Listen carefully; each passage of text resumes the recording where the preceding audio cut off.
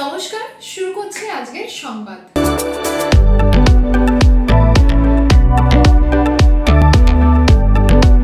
বর্ধমান শহরে বোরহাট পুজো কমিটির উদ্যোগে জগদ্ধাত্রী পুজোর আয়োজন করা হয়েছে।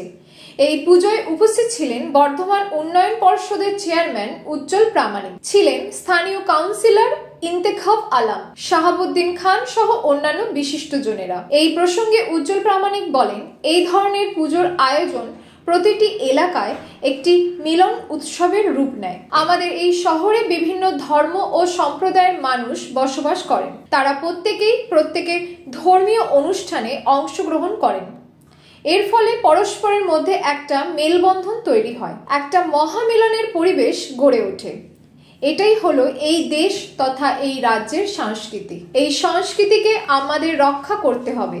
এই ধরনের পুজোর আয়োজন মানে শুধুমাত্র পূজার্চনা নয়, কন্যাকুমারিকা থেকে কাশ্মীর সবটাই খুঁজে পাওয়া যায় এই সমস্ত পুজো মণ্ডপে এসে। নমস্কার, আমি সুকান্ত প্রামাণিক স্টেট কার্ড নিউজ রুম থেকে বলছি।